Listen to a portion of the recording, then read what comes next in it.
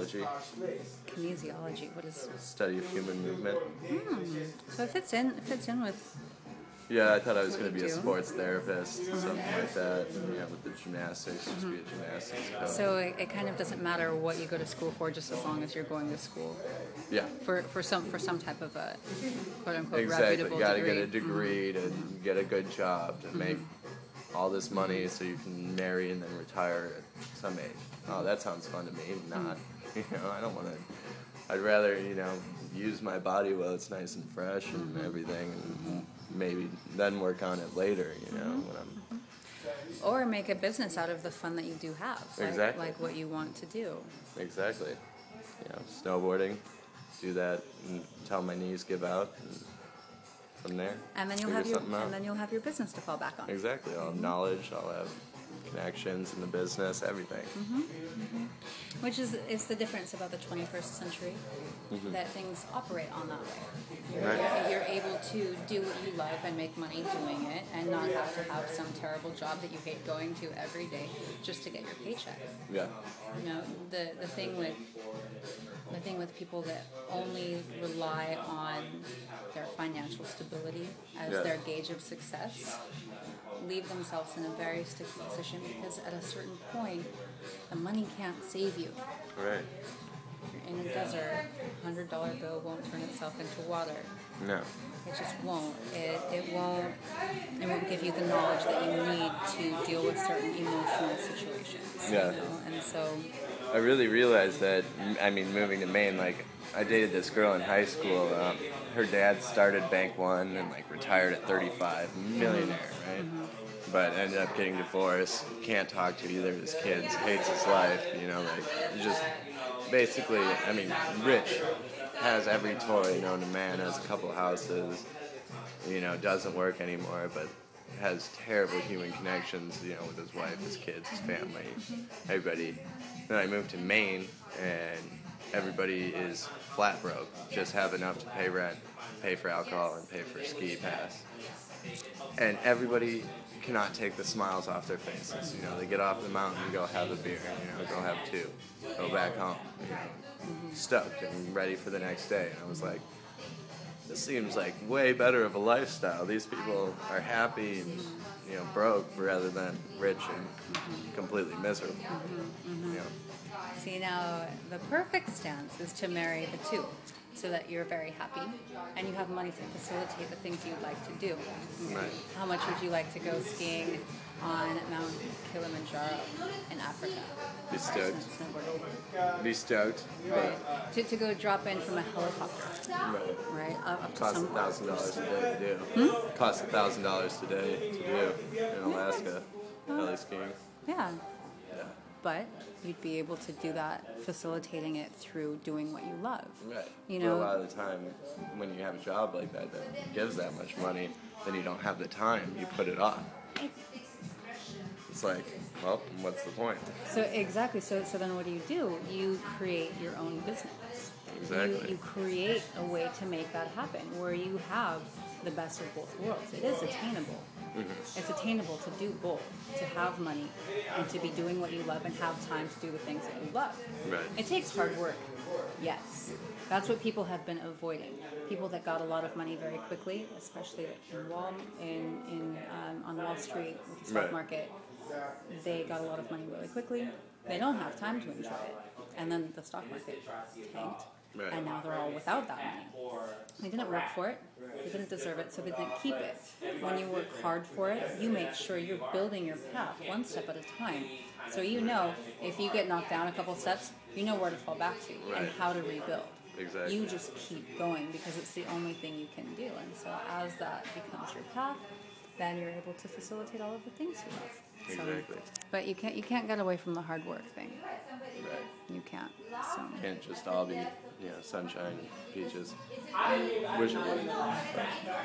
You don't though. You don't. There's something to be said about hard work. You don't can have fun doing learn it. anything that way. Right. The great thing about a challenge is that it moves you to a different part of yourself. It moves you forward. You know. How are you? Good. Nice to see you. Hi Dasha, what's up?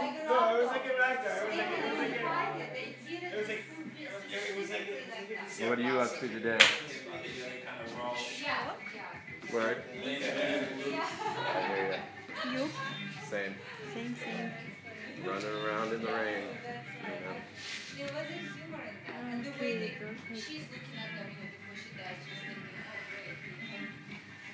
Dasha, can I offer you something to drink?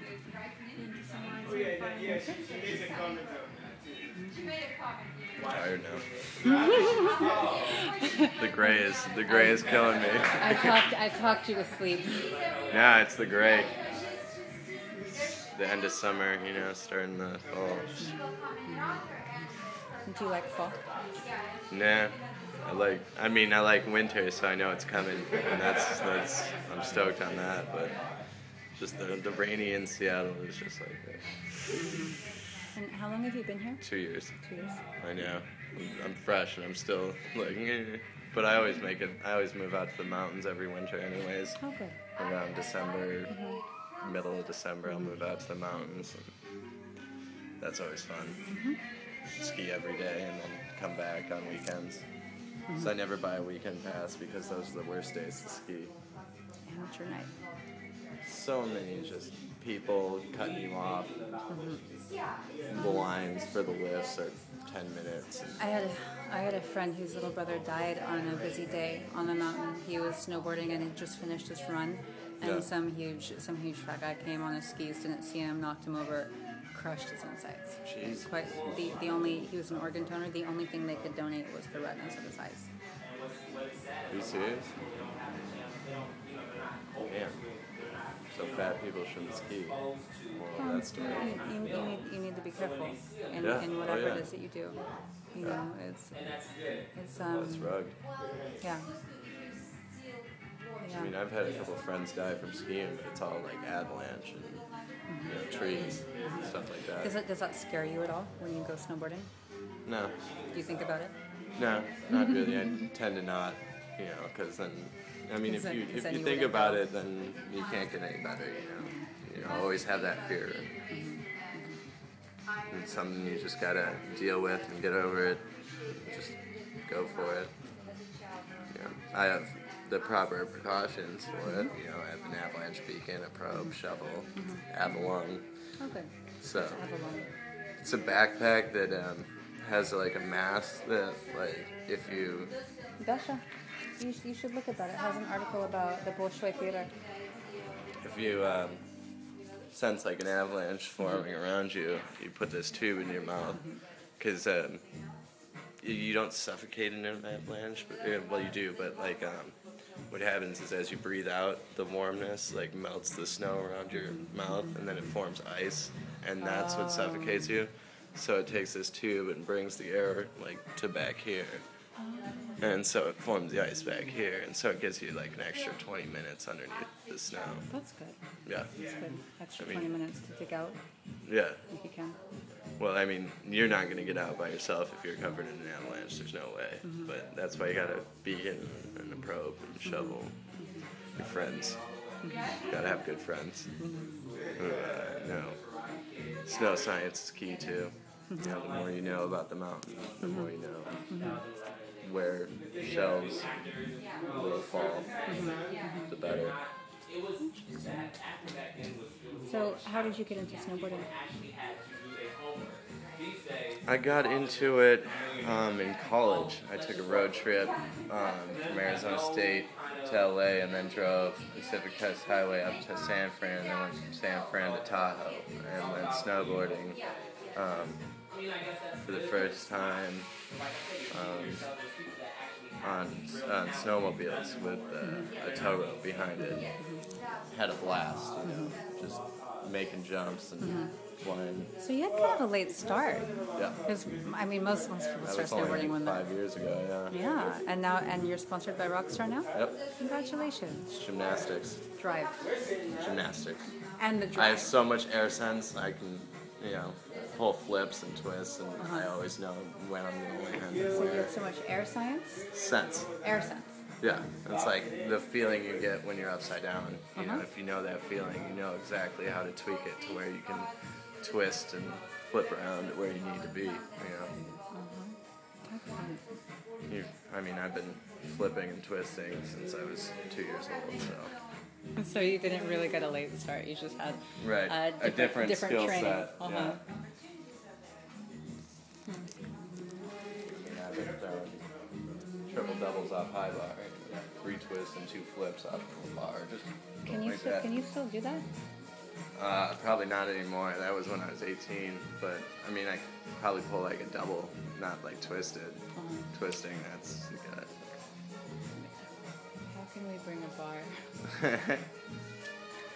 Do it on the floor. I can do all sorts of stuff. Yeah? Yeah, oh yeah. Safely? Yeah. Maybe a rehearsal? Yeah. Yeah? Yeah. Can you show us? That'd Do be a backflip excellent. right here. Really? Easy. Yeah.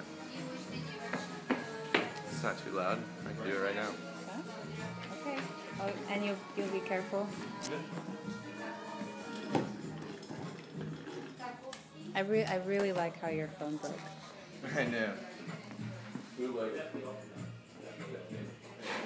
Best landing spot. Gonna step forward a little bit. Yeah, I don't know that far back. Okay. Guys, Kyle's gonna do a standing backflip.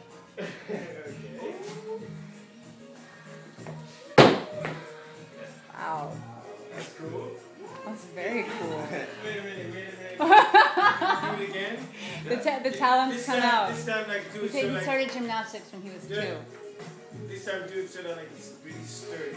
So your landing is like, boom. Just, Boom, like that, yeah. sorry, I haven't done this in a while, so It's okay. that's why it was. Let's see. One more. One more. Huh? What do you want to do? Just go. And stay there. Hey! Yes!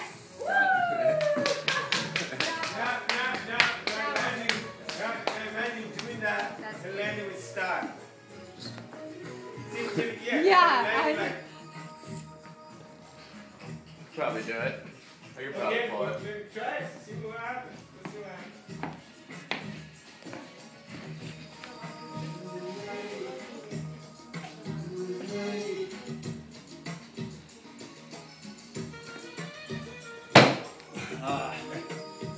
Something like that. Who's like something like that? I don't have the pop anymore. It wouldn't take you that long to get it back up. Just a little bit of I practice. did. A little bit. Oh. The blood rushes to your fingers when you have it done. Wow.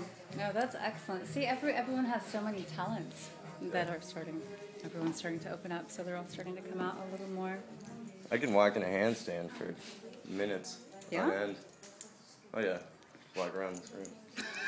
Really? Oh yeah.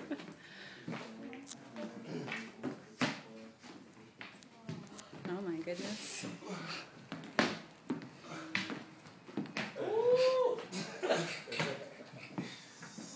Very nice.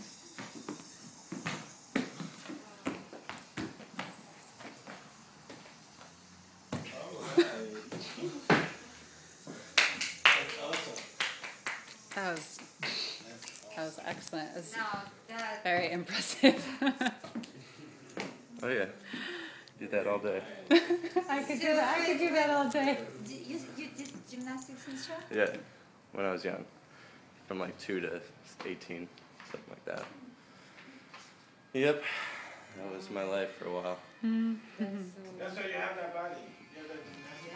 Yeah. Yep. Yeah. Well, that's wonderful. Good old parents. They were moving you to be movable. Right? I always wanted to play hockey. They're like, no. You're staying in gymnastics. And it will save your life one of these days. You'll Right. find out. You'll, Oh yeah. It saved my life plenty of times. Yeah. Yeah.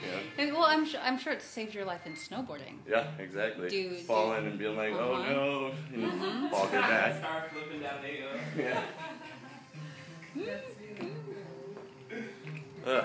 the gymnastics and modeling. That's perfect. Doing the same thing in the audacity. That's cool. How did you like gymnastics when you were growing up? It was a lot of work. And I liked it when I was doing it, but like the process of like getting there and everything like that. About the hard work that it takes. Yeah, it was, 3 hours a day, 5 days a week since I was 2 years old, So, every Friday night, Saturdays, I was always working out, never hanging out with friends and stuff like that. And, I don't know. They offered for me to go to the Olympic Training Center when I was in 6th grade to be in the Olympics and stuff. And I said no, because it was like 12 hours of gymnastics a day, have to move to Colorado. At 12? Yeah. 12 hours a day at 12? Yeah, and then like 4 hours of school. That was your day. And I was like, nope. Nope. I'm content with being okay, not like phenomenal. It was cool. Like I've competed against the Hom twins, Paul and Morgan Hom. I'm not familiar with them. Paul's won the Olympics like 2 or 3 times now, all around. And what was your strongest? Strongest was probably their vault or floor. Yeah, they always went back and forth. Vault, I was sick though.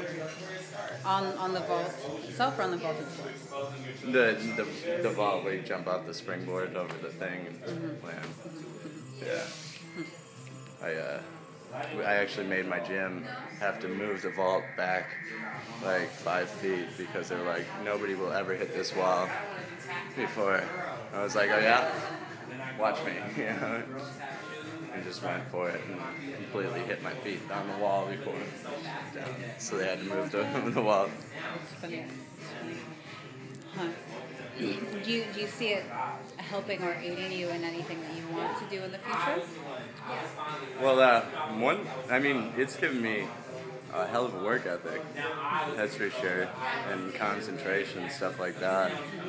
Which shows in the rehearsal. Your work ethic definitely shows in the rehearsal. Yeah, if I can take direction, very well and do it all day. And, you guys talk about the gazing thing in between. We used to do that against a wall for like 5 minutes on end. You just had to stare at a spot on the wall and have to burn through it every day for a concentration. You have to be, because you're throwing your body over a bar or on top of stuff that can always hurt you very badly. So they want you extremely concentrated. So that helps. And then obviously I'm more flexible and strong than most. So imagine if you would have spent all those Friday nights just hanging out with your friends instead of being at gymnastics. Exactly. Would have been lazy and not have as many party skills, party talent. So many times. Oh, you're a gymnast? Do a backflip. Just a little drunk. It's okay. Oh, careful. Please be careful. Right? Please be careful. It's very important. You are irreplaceable. No one can bring you back. That's why it's important just to be responsible. Drink whatever, have a good time. Just be responsible. I always love seeing the DUIs of gymnasts where they always try and do a handstand walk instead of the heel to toe. They're like, I'll do it in a handstand. They always end up falling over and stuff. Oh, that's always funny. That was figure skating. I was going to say, I remember when Oksana Bayul got in a really, really terrible car accident. Yeah. When she was training for the Olympics, because she was out partying with her friends. I just bought a brand new BMW, was driving and totaled it. She fell asleep and totaled it. Yeah. So, just to be responsible. Yeah. My mom always told me if I got a DUI to do it in a handstand. I was like, yeah, I'm sure they won't think I'm really drunk when I'm like, no, I'll do it in a handstand. Yeah. That's funny. Oh, Mom. She's a funny lady. Is she okay with what you're doing now? Or is she still upset that you dropped out of school? She was never really upset. It was my father, his side. My mom is kind of hippie, She grew up in Pasadena in the 60s, so she's kind of hippie, and yeah, she's glad I'm happy. I mean, she wishes that I would take school more seriously, but maybe she understands more than my father, who's like, this is the only way that you can do well. It's like, okay, sure, I believe you. I don't know. He had a very competitive family. Like, you know, one of his brothers went to MIT. He went to Caltech. One went to, you know, Notre Dame. They were all valedictorians of their class in high school and stuff like that. It's just like, you know, one's CEO now, one's you know, whatever. My dad's director of global communications for a pharmaceutical company. Like, they're all making bank, but none of them are really happy. That's the way of the 20th century. Exactly. You know, the 20th century showed a lot of how to make a lot of money and not enjoy it.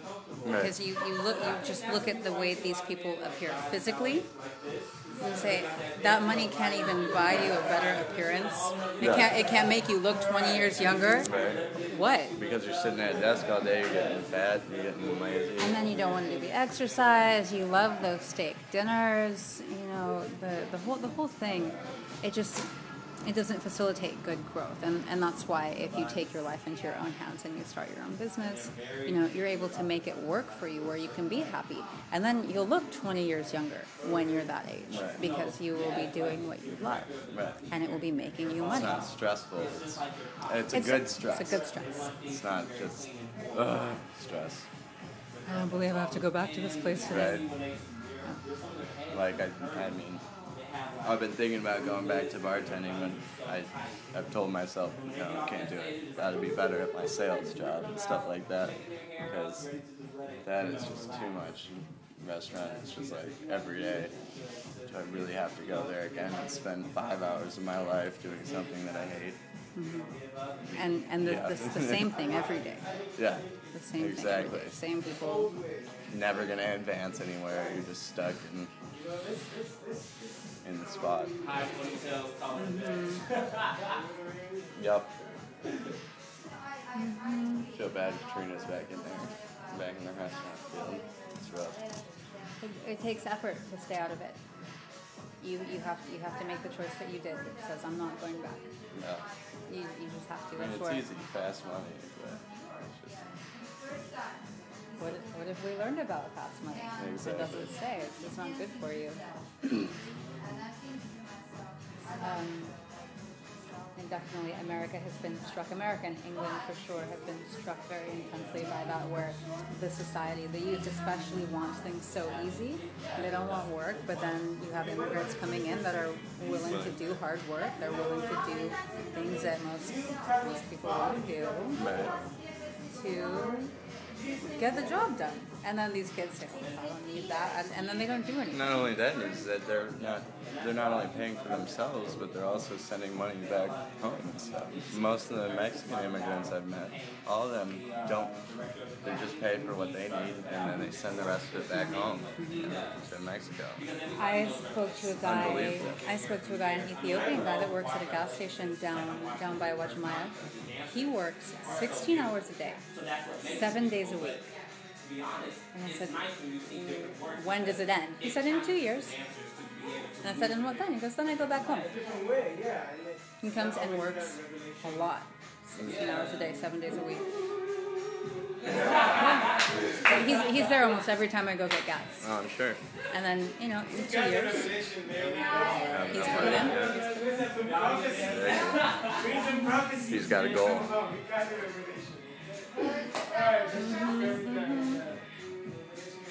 Okay, Mr. Paul, thank you so much for sharing. I'm going to...